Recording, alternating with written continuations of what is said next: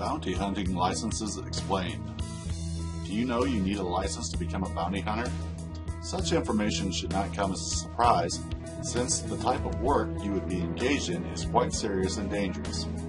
In a roundabout way, the work you perform is intended to help the court system, although your actual boss will be the bail bondsman that has requested your service. Actually, your relationship with the bondsman would be more of a partnership, but why parse words? The key point here is that no matter who you are working for, you need to adhere to the licensing agreements based on your own state's requirements. Different states will have different requirements. There are, however, a few states that do not require a license. They are Montana, Nebraska, New Jersey, Rhode Island, Maine, Massachusetts, Michigan, and Wyoming. All other states mandate a license. And be very mindful of the fact that you can get into serious trouble working as a bounty hunter without a license. This is a felony, and you can be prosecuted for seeking to apprehend fugitives for a fee without an actual license. The state's Department of Insurance is where you may be required to send your application for a bounty hunter license. Of course, there will be fees, and the license will need to be renewed at some point.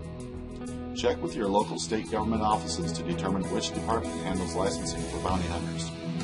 The process of applying for a license will vary from state to state, and there will be different requirements. Here are a few examples of some of the requirements required to gain a license. No convictions for a felony could be a requirement in certain states. Once again, this is not the case in every state. The legendary dog, the bounty hunter, is a convicted felon, and he certainly has been licensed. There will be a minimum age requirement to work as a bounty hunter. Some states are 18 and others are 21.